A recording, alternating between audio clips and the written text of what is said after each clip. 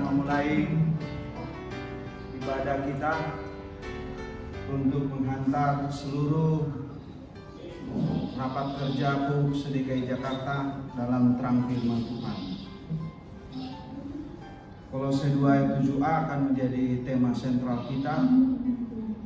Dan karena itu saya mengajak Bapak Ibu yang ada di rumah maupun yang ada di studio ini di Gereja Hosana Cibitan untuk berdiri. Marilah kita menyanyikan NKB nomor 3 bait yang pertama, Terpujilah Allah.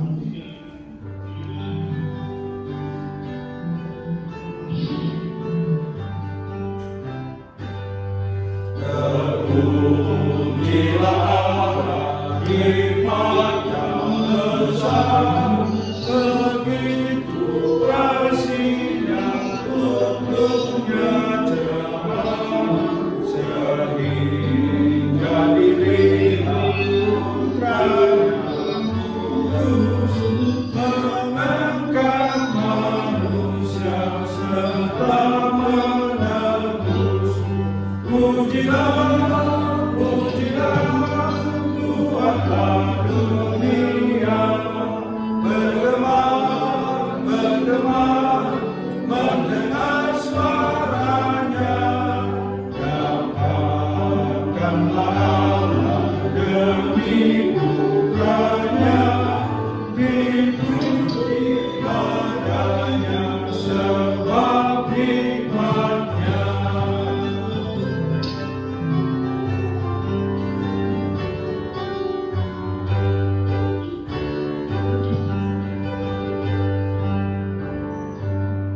Marilah kita arahkan hati kita. Pertolongan kita adalah dalam nama Tuhan yang menjadikan langit dan bumi, yang memelihara kesetiaannya sampai selama-lamanya dan tidak meninggalkan perbuatan tangannya. Kasih karunia dan damai sejahtera dari Allah Bapa kita dan dari Tuhan Yesus Kristus menyertai saudara sekalian. Amin. Silakan duduk.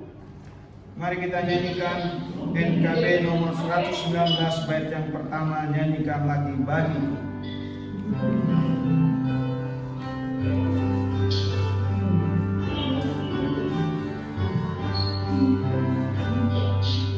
Nyanyikan lagi bagiku firman kehidupan,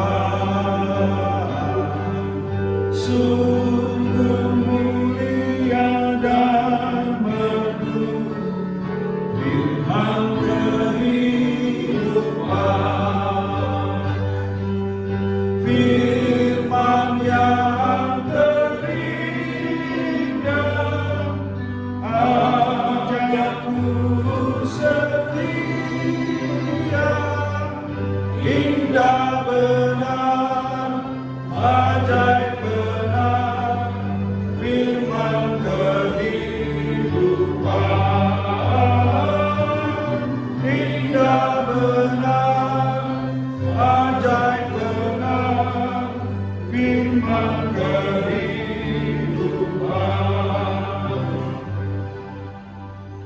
Mari kita berdoa untuk pembacaan dan pemberitaan firman Allah.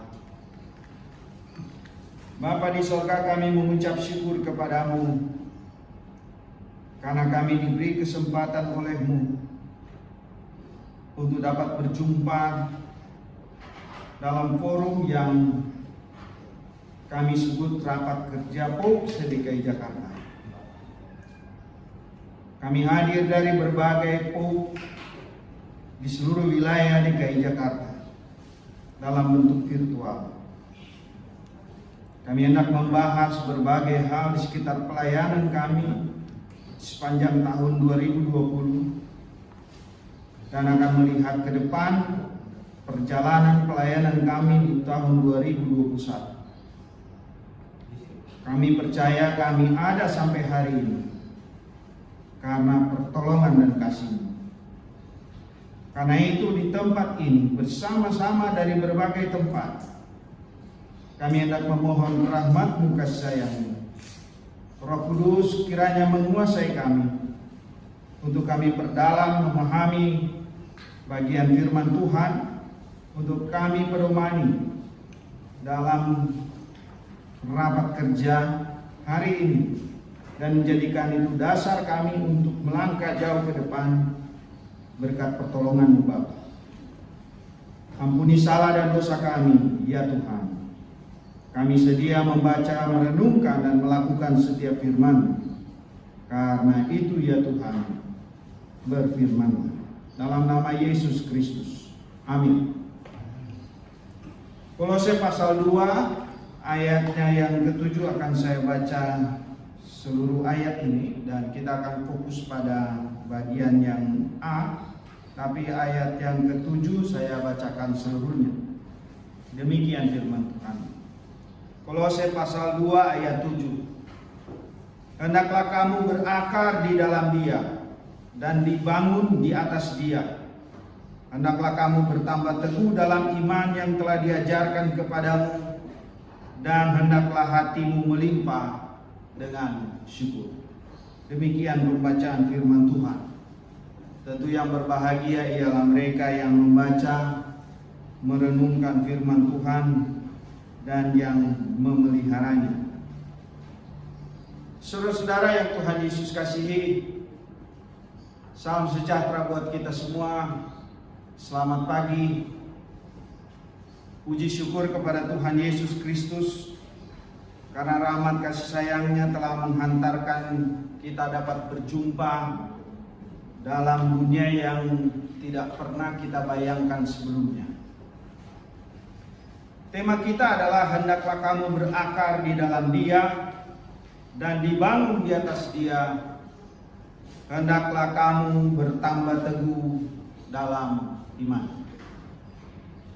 Berangkat dari tema ini, saudara-saudara, yang pasti kita ketika mendengar berakar, bertumbuh, lalu dibangun dan seterusnya, kita berorientasi pada satu hal sebenarnya, yaitu kita bisa melihat misalnya pohon, dan juga bisa kita melihat bangunan kalau dibangun. Tapi itulah kata-kata kunci yang diterjemahkan ke dalam bahasa Indonesia yang penting untuk kita lihat. Sudah pasti kalau melihat dari rujukan pohon, akar itu pasti bertumbuh, merambat ke bawah, ke kiri, ke kanan, ke samping, kiri, kanan, muka, belakang, tapi di dalam tanah. Tapi bertumbuh pasti ke atas, kecuali ada perbedaan tersendiri pohon itu. Tapi yang kita tahu, pertumbuhan pohon itu ke atas, mulai dari batangnya, cabang, ranting, dan daun serta buahnya. Tapi kenapa, pertanyaan kita, kenapa Rasul Paulus menulis ini dan menasehati jemaat di Kolose dengan ayat-ayat ini? Tentu ada alasan Rasul Paulus menasehati jemaat di Kolose. Alasan yang sangat baik untuk kita lihat adanya muncul ajaran palsu yang mengancam masa depan rohani jemaat di Kolose. Bapak Ibu Saudara bisa melihat di Kolose pasal 2 ayatnya yang ke-8. Di situ Rasul Paulus dengan jelas, terang sekali dia mengatakan, hati-hatilah supaya jangan ada yang menawan kamu dengan filsafatnya yang kosong dan palsu menurut ajaran turun-temurun dan roh-roh dunia, tetapi tidak menurut Kristus. Jadi kalau kita melihat ayat ini ada semacam upaya penggeseran iman jemaat dari percaya kepada Yesus Kristus, lalu ada ajaran yang mencampur adukan ajaran kekristenan dengan berbagai filsafat yang kosong dan palsu, bahkan ajaran turun-temurun, roh-roh dunia. Ketika Epafras, seorang pemimpin dalam gereja Kolose dan boleh jadi pendirinya, mengadakan perjalanan untuk mengunjungi Rasul Paulus, dan ternyata dia memberitahukan kondisi jemaat yang kelihatannya sudah mulai bergeser iman mereka karena ajaran-ajaran yang disebutkan tadi. Karena itu Rasul Paulus menanggapi atau merespon informasi dari Epafras dengan menulis surat yang kita pegang hari ini. Paulus menanggapinya dengan menulis surat. Pada waktu itu ia berada dalam tahanan, saudara, dan mungkin sekali berada di tahanan Roma, sambil menantikan naik bandingnya kepada Kaisar waktu itu, saudara-saudara. Dan dalam perjalanan lain bersama dengan Tikhikus sendiri membawa surat ini ke jemaat di Kolose. Nah, lalu kita bisa perbandingkan situasi yang terjadi di jemaat Kolose dengan situasi yang kita hadapi sekarang. Diperhadapkan dengan, kalau kita sekarang ini, kalau mau jujur, kita diperhadapkan dengan dua krisis sekaligus, yaitu krisis kesehatan dan krisis ekonomi. Krisis-krisis ini tentu dapat jadi dimanfaatkan oleh berbagai kepentingan untuk memainkan peran. Bahkan ada yang memandang krisis yang mengglobal saat ini seperti pandemi COVID-19.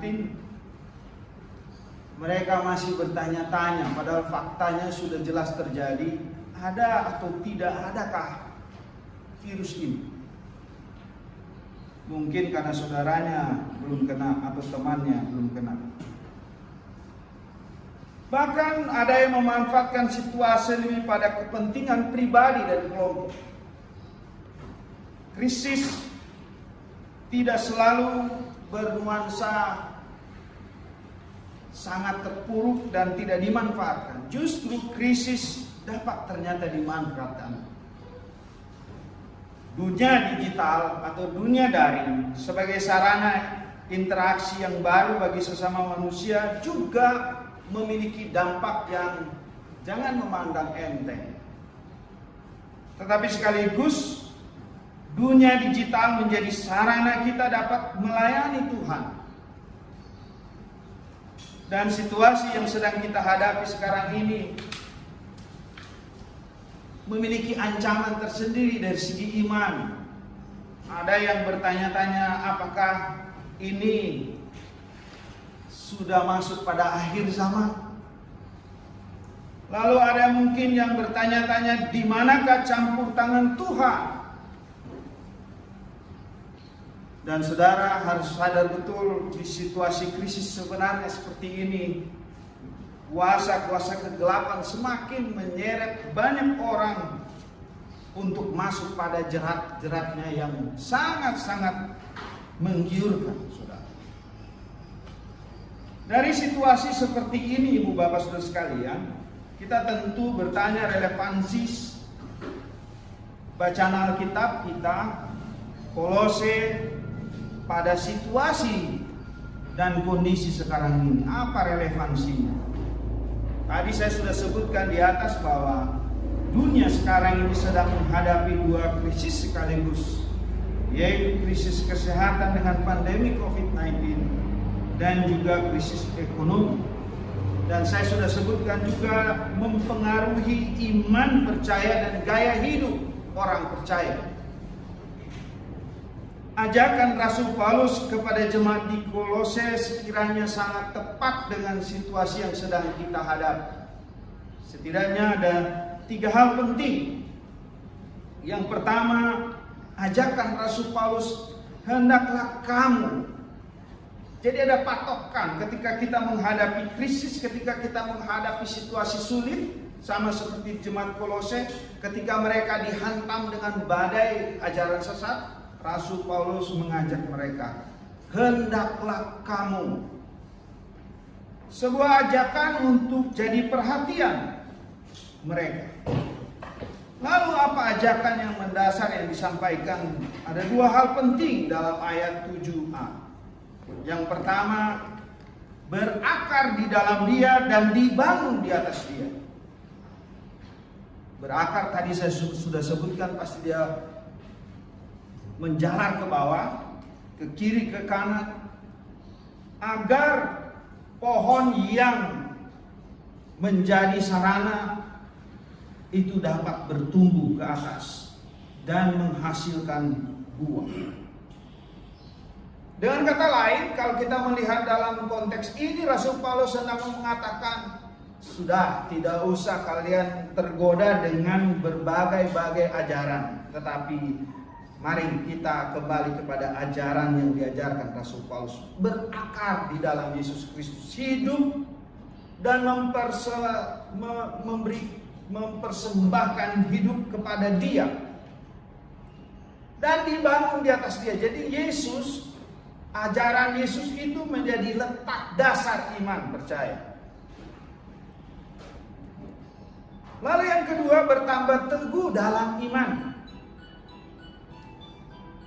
Bertambah teguh dalam iman artinya ketika menghadapi badai, ketika menghadapi hantaman, pohon itu, kalau ibarat pohon, dia tetap kuat, dia tetap bertahan. Ibu bapak saudara-saudara, peserta raker POUK SDKI yang Tuhan Yesus kasih.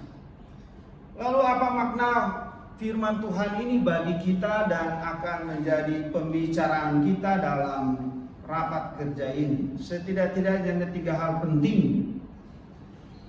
Yang pertama, hendaklah kamu, sebuah peringatan yang tentu ajakan yang sungguh penting, mengingatkan kita bahwa di situasi seperti ini firman Tuhan yang terus mengajak kita tiap hari, setiap saat, hendaklah kita jadikan sebagai perhatian yang serius.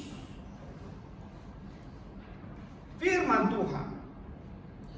Kemudian kita memilih, memilah dan memprioritaskan informasi yang benar ketika kita diperhadapkan dengan dunia digital yang sangat varian, di mana informasi-informasi begitu sangat mudah kita peroleh. Tapi kata hendaklah kamu, kata Rasul Paulus ini yang mengajak kepada jemaat di Kolose, memberi perhatian khusus. Mari kita berfokus pada firman Allah. Mari kita lebih mendengar informasi yang benar daripada informasi-informasi yang kita kenal dengan hoax. Lalu yang kedua, berakar dan dibangun. Seluruh kehidupan bertumbuh kuat dan menghasilkan buah di dalam Tuhan, atau dasar segala kehidupan kita dibangun di atas iman kepada Kristus. Saudara, kalau kita melihat satu pohon pisang saja, kalau dia tumbuh dengan baik, tentu akarnya menancap ke bawah dan dia tumbuh besar lalu menghasilkan buah. Itu berarti kekuatannya pada akar yang di bawah. Sehingga saudara-saudara, berakar dan dibangun di dalam Kristus itu menjadi landasan kita berpijak dalam membangun POUK ke depan. Tidak pada yang lain, tidak pada faktor-faktor dunia yang menghantam kita, tetapi kita bangun, kita berakar di dalam Tuhan. Sekali lagi, berakar dan dibangun di dalam Kristus. Lalu yang ketiga, bertambah teguh dalam iman. Tidak bisa kita hindari badai, tidak bisa kita hindari apa yang namanya COVID-19. Dia sudah ada di dekat kita, bahkan menjadi bagian kita sekarang ini. Karena itu kita berkumpul dengan sangat terbatas, harus menggunakan masker, menjaga jarak dan lain sebagainya, protokol kesehatan. Badai tak bisa dihindari. Karena itulah kekuatan kita adalah ketika kita berakar dan dibangun. Dan karena itu bertambah teguh dalam iman. Jadi pada saat inilah kita dekat sekali dengan Tuhan. Pada saat inilah kita giat dalam pelayanan. Pada saat inilah kita terus membangun persekutuan. Inilah momen, inilah kesempatan, bukan tantangan. Saya mengilustrasikan yang terakhir 3 hal yang penting. Hendaklah kamu berakar, dibangun, dan bertambah teguh dalam iman. Saya hanya menyederhanakan Bapak Ibu. Sekarang mungkin pagi-pagi biasa kita makan pisang goreng. Pisang goreng kalau sudah ada sambalnya, waduh, minta ampun enaknya. Belum lagi kalau ditambah dengan kopi, seruput kopi. Kenapa bisa kita nikmati, saudara? Apalagi dalam kebersamaan. Itu berarti dari sebuah pohon, dia bertumbuh, berakar. Tapi ternyata pohon itu tidak cukup dia hanya pohon, lalu dia berakar saja. Saya lihat beberapa petani, kebetulan orang tua saya petani, dia menambah dengan bambu lagi supaya pohon itu tidak mudah roboh ketika angin badai. Nah, hendaklah kamu berakar dan dibangun dan bertambah teguh dalam iman. Ibaratnya pohon pisang yang sudah siap dipanen, lalu ditambah dengan bambu yang ditahan, supaya ketika angin badai datang menghantam, dia tetap bertahan. Lalu kita bisa menikmati secangkir kopi, 2 cangkir kopi, 3 cangkir kopi, tapi jangan minum sendiri, tapi minum bersama. Dan mari kita minum setelah ini bersama-sama, walaupun kita berbeda tempat, tapi bukan dengan pisang, tapi dengan berbagai yang sudah disajikan. Niscaya ketika kebersamaan kita bangun dengan hidup bersama dalam satu wadah POG DKI Jakarta, Tuhan menjadi dasar, dan di dalamnya kita berakar di dalamnya, maka niscaya firman Tuhan yang kita pedomani tiap hari akan menambah kekuatan kita memasuki hari-hari ke depan, tahun-tahun depan, dengan penuh pengharapan di dalam Yesus Kristus. Tuhan memberkati kita semua. Amin.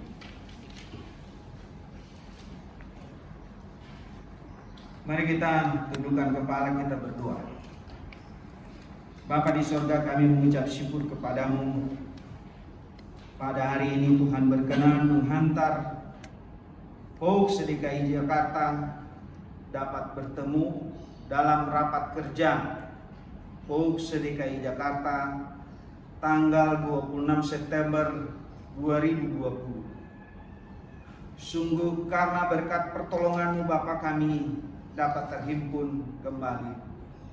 Walaupun di awal-awal kami merencanakan, hampir kami putus asa melihat situasi dan kondisi. Tetapi teknologi dunia daring telah menghantar kami untuk cepat sekali maju di dalam Tuhan. Tuhan mengaruniakan orang-orang yang punya talenta IT. Tuhan mengaruniakan alat-alat yang mempermudah kami berkomunikasi dan terintegrasi. Dari satu tempat ke tempat yang lain kami dapat berjumpa. Kami percaya ini semua adalah hikmat campur tangan Tuhan. Dan kami bersyukur hari ini kami telah diingatkan untuk kami terus berakar, bertumbuh, dan dibangun serta bertambah teguh di dalam iman pada Yesus Kristus. Sebuah ajakan yang disampaikan Rasul Paulus ketika jemaat menghadapi goncangan begitu banyak ajaran sesat. Dan kami hari ini pun kami harus sadar bahwa kami sedang diperhadapkan dengan goncangan iman yang tentu kami diingatkan untuk tetap merapatkan barisan kami dalam terang Yesus Kristus. Dibangun di atas Yesus Kristus, berakar di dalam Yesus Kristus, dan bertambah teguh dalam iman percaya kepada Yesus Kristus. Sebuah langkah maju Tuhan untuk kami terus melangkah di tengah badai kehidupan ini. Kami percaya Tuhan adalah nakoda kapal perahu POG DKI Jakarta. Dan karena itu dengan penuh kerendahan hati, ya Tuhan, kami datang memohonkan rahmat-Mu kasih sayang menolong pelaksanaan traker ini dari awal hingga akhir, mengevaluasi berbagai kegiatan yang telah kami lakukan sepanjang tahun 2020, dan mengarahkan hati pikiran kami kepada Kristus dan tergantung sepenuhnya di dalam kuasa Roh Kudus di sepanjang tahun yang penuh harap 2021. Sungguh Tuhan, kasih karunia-Mu nyata sekali dalam kehidupan kami. Memberkati pemerintah, bangsa dan negara kami yang terus berjuang. Kiranya Tuhan memberkati mereka, memberi hikmat kepada mereka. Dan kami semua sebagai garda terdepan menghadapi COVID-19. Biarlah kami terus menjadi pelopor gereja yang sah sekaligus menjadi pelopor untuk memutus mata rantai COVID-19 dengan menggunakan masker ketika kami berada di luar. Lalu kami menjaga jarak ketika kami berada di satu kelompok. Lalu kami berupaya untuk menghindarkan diri dari kerumunan-kerumunan. Dan terus kami bercuci tangan sebagai bentuk kami memutus mata rantai COVID-19. Terima kasih Bapak. Inilah kami semua, Pouk SDKI Jakarta, bersama dalam persekutuan Raker Pouk SDKI Jakarta. Kami menyerahkan seluruhnya. Kami bersyukur atas kehadiran PGIW DKI Jakarta sebagai pembina kami. Kami bersyukur kami boleh bersama-sama dalam wadah MPH Pouk SDKI. Kami telah terhimpun di sini dan bersama-sama dengan Pouk SDKI Jakarta untuk membangun masa depan Pouk lebih baik dari hari dan terus lebih baik di hari-hari yang mendatang. Terpuji-pujilah nama-Mu Bapa kekal selama-lamanya. Dalam nama Tuhan Yesus Kristus, Tuhan yang telah mengajarkan kami berdoa sebagaimana yang Tuhan Yesus ajarkan. Bapa kami yang di sorga, dikuduskan nama-Mu, datanglah kerajaan-Mu, jadilah kehendak-Mu di bumi seperti di sorga. Berikanlah kami pada hari ini makanan kami yang secukupnya, dan ampunilah kami akan kesalahan kami, seperti kami juga mengampuni orang yang bersalah kepada kami. Dan janganlah membawa kami ke dalam mencoba, tetapi lepaskanlah kami daripada yang jahat. Karena Engkaulah yang mempunyai kerajaan dan kuasa dan kemuliaan sampai selama-lamanya. Amin. Bapak Ibu Saudara, kita akan mempersiapkan untuk kita memberi persembahan syukur kepada Tuhan yang sebelumnya akan digunakan dalam pelayanan gereja Tuhan. Ayat yang mendasari persembahan kita 1 Timotius 6 ayat 17 sampai 18. Peringatkanlah kepada orang-orang kaya di dunia ini agar mereka jangan tinggi hati dan jangan berharap pada sesuatu yang tak tentu seperti kekayaan, melainkan pada Allah yang dalam kekayaan yang memberikan kepada kita segala sesuatu yang dinikmati. Peringatkanlah agar mereka itu berbuat baik, menjadi kaya dalam kebajikan, suka memberi dan membagi. Bapak Ibu silakan menyampaikan persembahan melalui nomor rekening bendahara Pouk SDKI Jakarta, dan kita di sini akan menyampaikannya melalui kantong persembahan. Sambil kita memberi, kita nyanyikan NKB 119 99 Sudaka yang terbaik memberikan.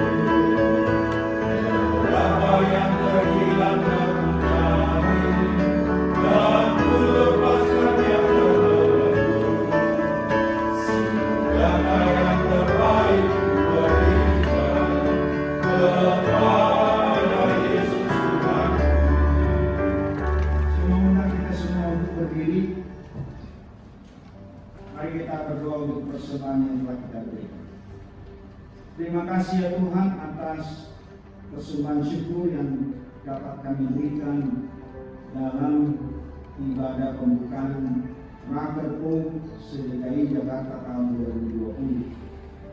Kiranya ini menjadi bagian kami dalam pelayanan kami ke depan, memberkati tangan-tangan yang mengelola seluruh perbenaran Pouk, dan memberkati semua saluran-saluran agar tingkat-tingkatmu boleh dirasakan oleh engkau dan jadikan engkau menjadi saluran berkat bagi banyak orang. Ini persembahan syukur kami ya Tuhan, kami memberi dengan penuh sukacita di dalam nama Tuhan Yesus Kristus. Amin. Masih tetap berdiri, kita nyanyikan Kidung Jumat 457 bait yang pertama. Ya Tuhan tiap jam.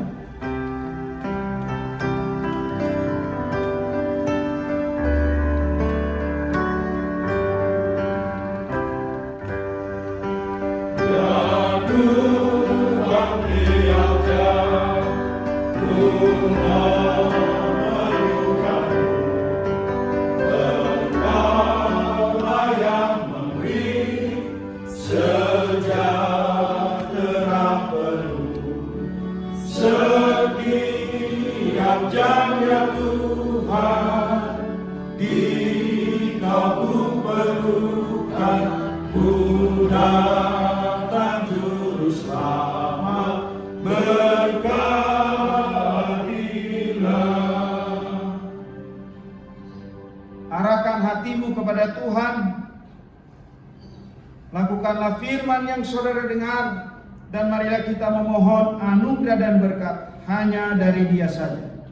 Anugerah Tuhan Yesus Kristus dan kasih Allah Bapa dengan persekutuan Roh Kudus adalah kiranya beserta dengan saudara sekalian sekarang ini sampai selama-lamanya. Amin.